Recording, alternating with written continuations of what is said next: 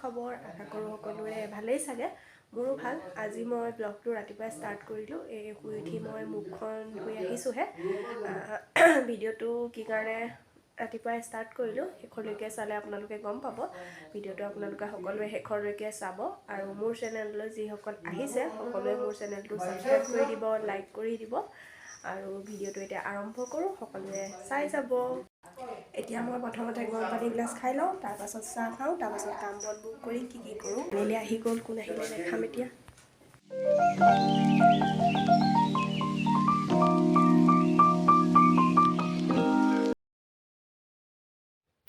এয়া DCB কলেজৰ political ছায়েন্সৰ ষ্টুডেণ্ট হয় আমাৰ গাঁৱলৈ ছাৰ্ভে কৰিবলৈ আহিছে আৰু প্ৰথম আমাৰ ঘৰতে সোমাই কথাবোৰ ডিছকাছ কৰি লৈছে খোৱা বোৱা সকলোখিনি আমাৰ ঘৰতে কৰিব সেইটো কাৰণে মই আপোনালোককো ভিডিঅ'টোত দেখালোঁ এতিয়া ছোৱালীখিনি গাঁওখনৰ প্ৰথমৰ পৰা ছাৰ্ভে কৰিবলৈ ওলাই গৈছে আৰু অলপমান ছাৰ্ভে কৰি আকৌ আহিব আৰু তেতিয়ালৈ মই ঘৰত থকা কামবোৰ কৰি লওঁ ৰাতিপুৱাই 10টামান বজাতে আহিলে সেইটো কাৰণে কামবোৰ কৰা হোৱা নাই ছোৱালীসকল গৈছে ছাৰ্ভে কৰিবলৈ ঘৰে ঘৰে আৰু এতিয়া আমি ঘৰত খোৱা যোগাৰ কৰিম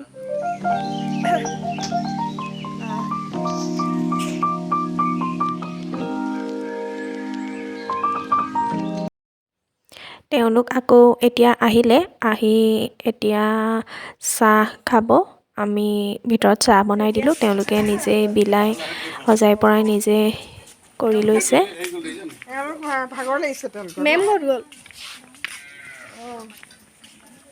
হৈ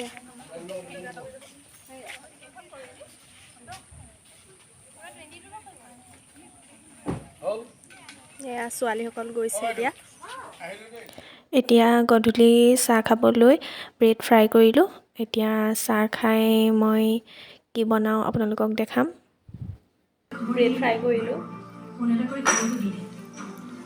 মাংসখিনি ধুই ল'লোঁ এইফালে মাংসৰ কাৰণে পিঁয়াজ আদা নহৰু আছে আৰু বিলাহী অমিতা আলুগুটি এয়া কাটি লৈছোঁ এতিয়া বনাম এইখিনি আৰু এইপিনে ব্ৰইলাৰ আছে আকৌ ব্ৰইলাৰখিনিও ধুওঁ বেয়া পুৰিছে দেই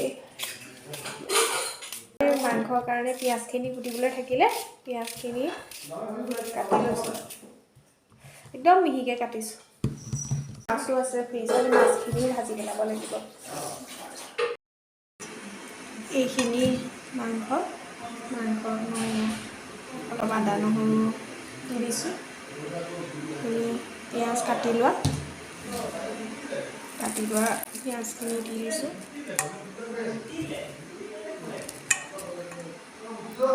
কাটি লোৱা পিঁয়াজখিনি একেবাৰে ভাঙি মেলি দিছোঁ আৰু দুই এটা গোটা গোটা নহৰু দি দিছোঁ এইখিনি মাত্ৰাত এয়া পিঁয়াজ দিলোঁ পিঁয়াজ দিয়াৰ পাছত অলপ হালধি দি দিওঁ হিচাপমতে আপোনালোকে হালধি দিব মই মোৰ হিচাপত দিছোঁ গায়ে চায়ে পৰিলে হালধিবোৰ হালধিটো অলপ সৰহকৈ দিওঁ মানে আমাৰ ঘৰুৱা হালধি যে ঘৰুৱা হালধিৰ কাৰণে সৰহকৈ দিছোঁ নিমখটো বেছি নিদিওঁ নিমখ ভাজোঁতে দিম তথাপিও অলপ দি দিছোঁ আৰু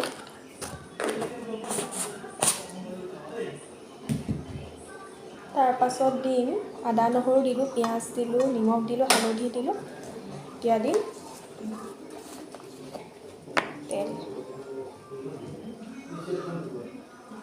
তেলটো অলপ সৰহকৈ দি দিছোঁ মুঠতে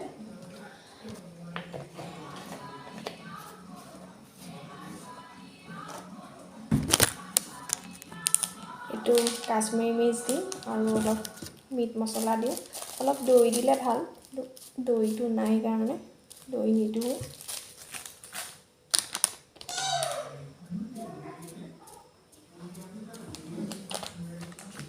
চাওঁ এইখিনি দিলোঁ নিমখ হালধি মিঠাতেল পিঁয়াজ এইখিনি ভালদৰে মঠি লৈছোঁ খুব ধুনীয়াকৈ মঠিব লাগিব যিমান মঠে সিমান ভাল হয় মাংসটো আচলতে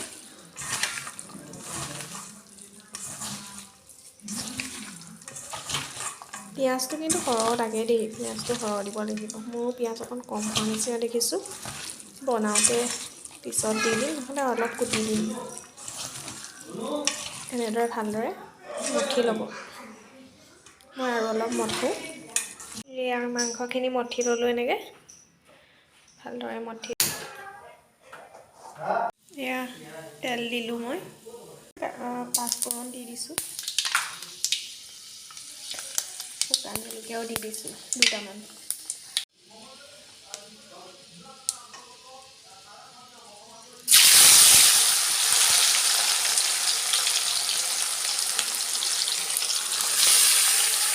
মাটনখিনি দি দিছোঁ আৰু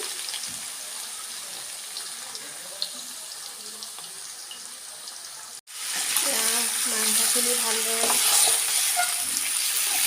লৰাই দিছোঁ।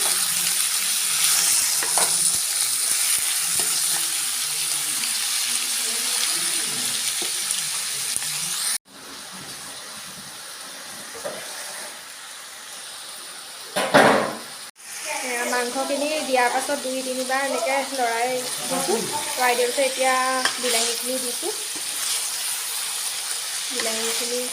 তাৰপাছত অলপ পাছত আলু আৰু অমিতা দিম আৰু অকণমান ফ্ৰাইটো হৈ ল'বলৈ দিছোঁ ভালকৈ।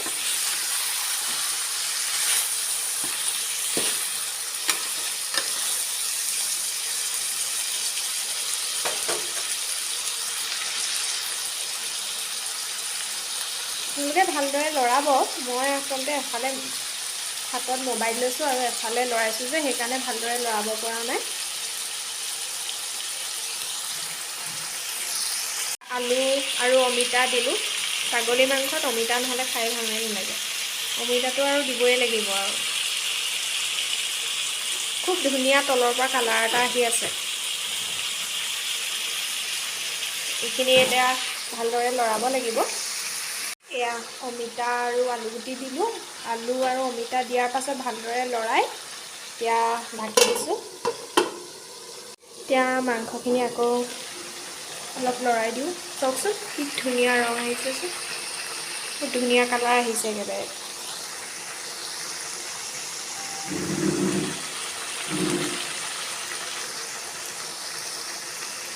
এইখিনি এতিয়া ভালদৰে লৰাই দিম। এয়া জুইত ব্ৰইলাৰ বনাইছোঁ।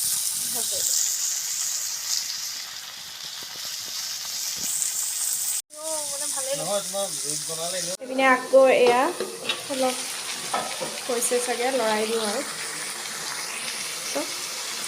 তেল ওলাইছে আৰু এয়া লাহে লাহে চাইডে চাইডে এইখিনি ভালদৰে লৰাই দিওঁ।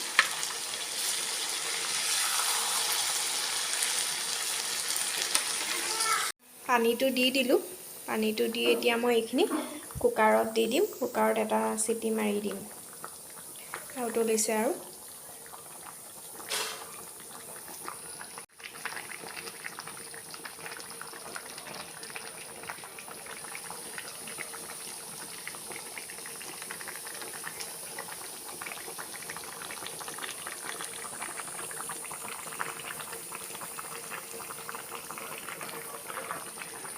জুইটো বহাই দিছোঁ আৰু এয়া মই কুকাৰত মাংসখিনি ঢালি দিলোঁ। এয়া পূৰা উতলি আছে।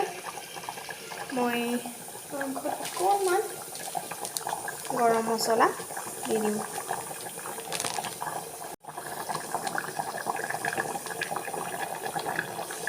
মই এয়া গৰম মছলা অলপ দি দিলোঁ। গৰম মছলা দি এতিয়া মই কুকাৰটো মাৰি দিম আৰু এটা চিটি মাৰিবলৈ দিম। এটা চিটি হোৱাৰ পাছত মাটন ৰেডি। আৰু এইফালে এইটো কেক ৰেডি। আউট বহুত গৰম। উইথটো কেক। কুকাৰটো এটা চিটি মাৰিলে মাংসটো হ'ল। চিটি মানে কুকাৰটোৱে নেমাৰিলে, মই আন্দাজতহে অফ কৰি দিলোঁ, কিন্তু আপোনালোকে এটা চিটিত অফ কৰি দিব আৰু। কি ধুনীয়া কালাৰ চাওক। বেলেগ টেষ্টি হৈছে দেই, দেখাতে লাগিছে।